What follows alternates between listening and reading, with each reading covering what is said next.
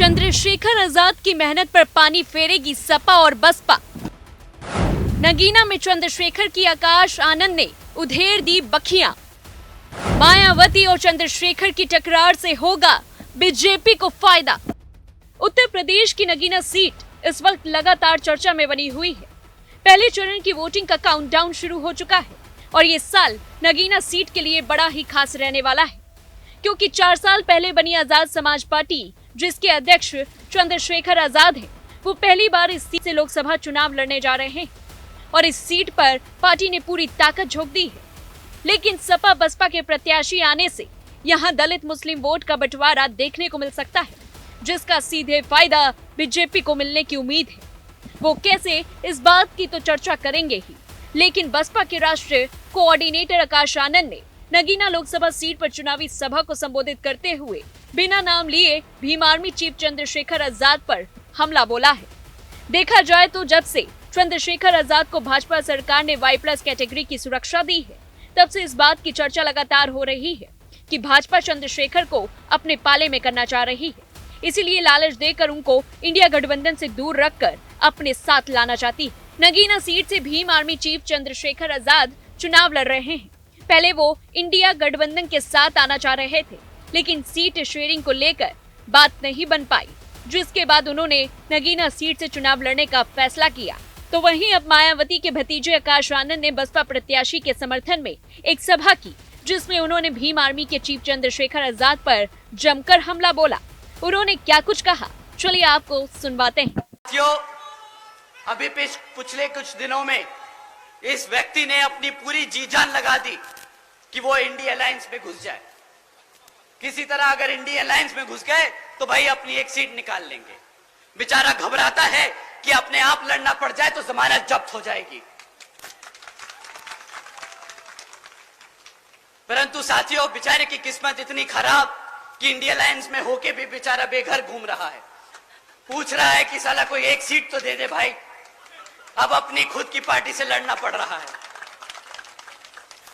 भाई साहब, आजकल जीतने के लिए क्या क्या नहीं कह रहे कि भाई बसपा का प्रत्याशी बहुत कमजोर है, वो लड़ नहीं पाएगा। हमारे प्रत्याशी जी से मैं एक बार रिक्वेस्ट करूंगा कि जरा सामने आए।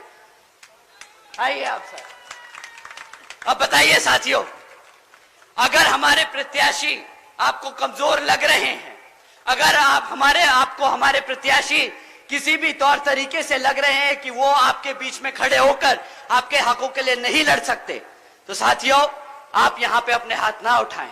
परंतु अगर आपको लगता है कि हमारे प्रत्याशी उतने ही मजबूत है जितना हमारा कैडर, उतने ही मजबूत है जितने हमारे कार्यकर्ता, तो आप सब अपने हाथ उठाएं और बताएं कि यहाँ पे सामने वाले की जमानत जब्त होने वाली है और यही प्रत्याशी उसको वो मुंहतोड़ जवाब देने वाले हैं।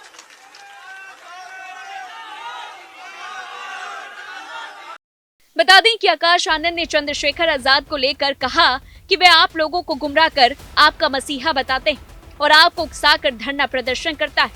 इतना ही नहीं, उन्होंने आगे कहा कि आप समझिए, अगर एक युवा के ऊपर केस दर्ज हो गया तो उसे नौकरी में दिक्कत होगी, पढ़ने लिखने में दिक्कत होगी। आकाश ने मंच से बोलते हुए एक तरफ जहां वोटरों को अपने पक्ष में करने का पूरा प्रयास किया, तो वहीं भारतीय जनता पार्टी और कांग्रेस पर जमकर निशाना भी साधा।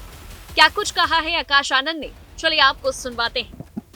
चलिए अब जानते हैं कि आखिर कैसे नगीना सीट पर सपा बसपा के प्रत्याशी आने से दलित मुस्लिम वोट का बंटवारा हो सकता है, जिसका सीधा फायदा बीजेपी को मिलेगा। नगीना लोकसभा सीट पर दलित और मुस्लिम वोटर्स निर्णायक भूमिका में परिसीमन के बाद 2008 में ये सीट अस्तित्व में आई थी। तब से अब तक यहाँ से बसपा, सपा और भाजपा के सांसद भी रह चुके हैं, जबकि बीजेपी सिर्फ एक ही बार साल 2014 में चुनाव जीत पाई। इस चुनाव में सपा और बसपा अलग अलग चुनाव लड़े थे और दोनों दलों को लगभग बराबर ही वोट मिले थे। बताते चली कि साल 2019 में सपा और बहुजन समाज पार्टी ने मिलकर चुनाव लड़ा था, जिसके बाद इस सीट से बसपा को आसानी से जीत मिल गई थी।